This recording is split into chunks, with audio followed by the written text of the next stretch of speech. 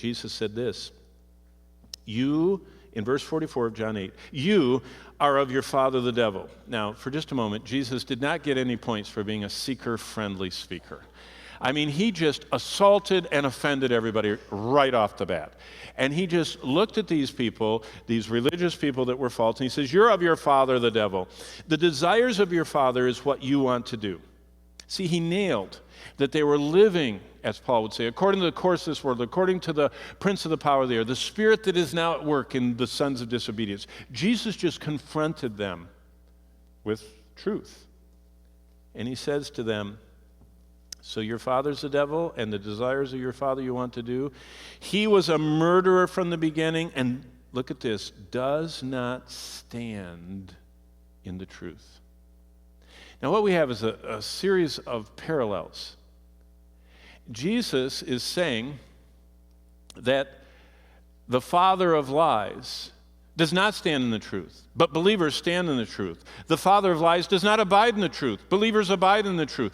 The father of lies is a liar, and believers are not to believe the lie. It's just a contrast right down the way of what a true believer and what a follower of the devil is. He does not stand in the truth, verse 44 says, because there's no truth in him. We receive the love of the truth. We receive the engrafted word. We are truth seekers and truth feeders and truth lovers. Satan doesn't have any truth in him.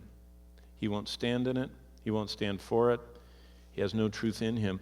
And then Jesus concludes at the end of 44 with this. When he speaks a lie, he speaks from his own. It's kind of like what's inside is coming out. He speaks of his own. For he is a liar and the father of it. So we need to be on guard against the father of lies. Each day Satan wants to corrode our lives with his lies. He attacks us at every level. The father of lies wants to snatch the word of God from you. You know, and he does this in such amazing ways. I actually know people, I know because I talk to them, and find out that they cannot leave the house without the Weather Channel running continuously. It's like if there's a storm in Nome, they can't leave home without knowing about, the storm center view. And there's other people that they cannot leave home without almost anything except the most important thing. See, Satan does not attack us head on. He does not have people break into our house and at gunpoint rob us of our Bibles. He just fills us with so many things that are time fillers that most people I talk to say, I just don't have time. I don't have time to read the Bible or pray or memorize. I don't have time.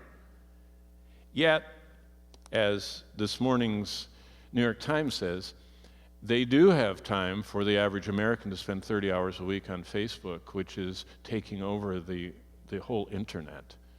They have time for that, 30 hours a week. Only takes 72 hours to read the whole Bible. The Facebook users could read the Bible every, 2.5 weeks if they wanted to, if they just swapped out their Facebook time. Amazing. Satan, the father of lies, wants you to have the word snatched from you by any means. He wants you to think that sin is not bad, so he lets you learn to laugh at sin on television or in the movies. He wants to destroy your conscience so it will no longer warn you. You will not be shocked by sin. You will not be offended by sin. You will not be, as righteous Lot was, vexed in your soul by the wickedness around us. We're supposed to go through life constantly vexed, not getting more and more comfortable with what's going on around us, but vexed and troubled that the holy God is so offended by the sin that surrounds us. The father of lies wants to destroy your conscience by entertaining you with sin so you don't think it's as evil as it really is. He wants to surround us with such a sea of sin that we become accustomed to it, not shocked by it. He wants to fill our mind with doubts.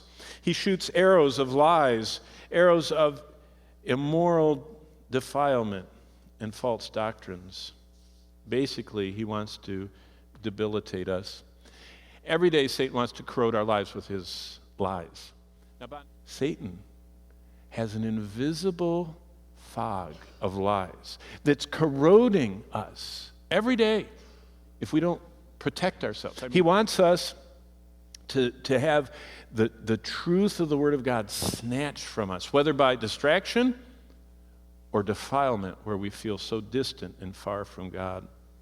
He wants to twist our thinking by putting sinful ideas to appealing music. He wants to confuse our emotions by corrupting our desires and drawing our affections to the wrong things. And what is God's plan for all that? Well, we saw that last week. God says the plan is get dressed for battle. Wear your protective gear. Wear your hazardous material. You live in a toxic waste site. It's contaminated. Wear your gear for battle.